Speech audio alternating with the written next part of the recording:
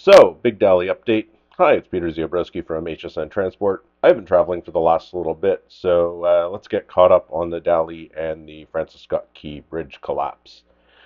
On April 25th, a limited access deep draft channel opened. This is 700 feet wide, down to a depth of 35 feet, and allowed the port to reopen. We can see the car carrier here, the first vessel to leave. It was trapped in port when the bridge collapsed. Ongoing removal work has continued, which led to the discovery of the final two victims of the collapse. On May 1st, the fifth victim was found, and on the 7th, the sixth and final was located. Both were in vehicles. This past Monday, on the 13th, charges were used to disassemble the largest bridge section that was draped across the Dali.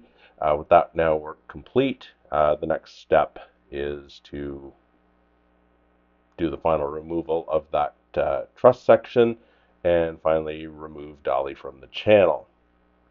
The temporary channel is still in service at posted times and is now available to a depth of 48 feet. Atlantic Container Lines has made its first call since the bridge has collapsed, and the port has more or less returned to normal. Also last night, the NTSB released its initial report. Doesn't get into reasons for things, but does contain a lot of factual details about the incident. So the first thing we learned is that there were 8 people on the bridge when it collapsed. 7 were the work crews in the vehicle. One of those 7 survived with serious injuries after they were able to escape from their vehicle after it hit the water. The 8th, who was an inspector, was on foot and was able to make it to part of the bridge that didn't collapse. Due to the work on the bridge, police were actually controlling traffic at the time, so there were officers in place at either ends of the bridge, and it was down to one-way traffic. So they were really well positioned to shut the bridge down, and that probably saved countless lives.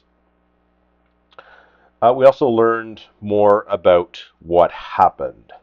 So the Dali is equipped with a slow-speed main engine that directly drives the propeller. It requires at least one generator to power oil pumps and to provide compressed air to start and reverse the engine. The engine being connected directly to the propeller must come to a complete stop and then be restarted in the opposite direction if you wanted to reverse. Power on Dali comes from 4 AC generators connected to a 6600 volt high voltage bus. The engine lube pumps, bow thruster, and reefer power all come off this bus. Dali also has a 440 volt low voltage bus connected to the high voltage bus by redundant transformers. The transformers are meant to operate with one in service and the other disconnected, and are protected by breakers on either side. So at 0 and 25 hours, both the high and low voltage breakers tripped, causing the first outage. The generators kept running, but the engine cooling pumps and steering gear pumps were offline because they weren't getting power from the bus. Since the pumps shut down, the engine detected an anomaly and shut down as well, stopping the propeller.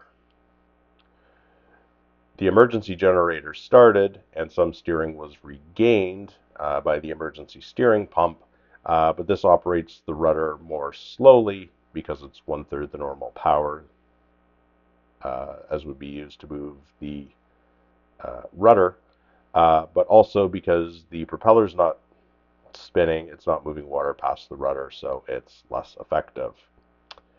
The trip breakers were closed, which restored power to the ship, but then a second blackout occurred when the breakers between generators 3 and 4 tripped. The emergency generator was still in operation, so that's why there wasn't a total loss of power. When this happened, generator 2 automatically started and started supplying power to the high voltage bus. The crew closed the breakers on the transformer that was not in use, which restored power to the ship prior to it hitting the pier, but they were not able to restart the main engine. They also ordered that the anchor be dropped. The crew managed to release the anchor, but then had to run for cover as the bridge was coming down, one of them sustaining injuries. We found out that the previous day, while the ship was in port, there was a power outage. This was caused by an exhaust manifold being left closed, which basically caused the diesel generator to choke itself out.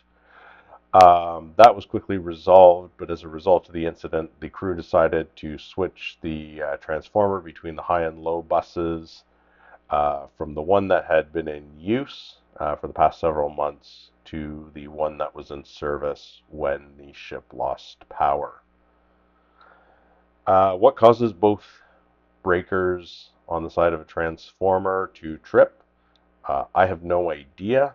The manufacturer is investigating the electrical system, and the NTSB investigation into the causes of the power loss are ongoing. So that's it for this update. If you like this video, please hit the bell to be notified of future videos. Subscribe to the channel. Thanks for watching.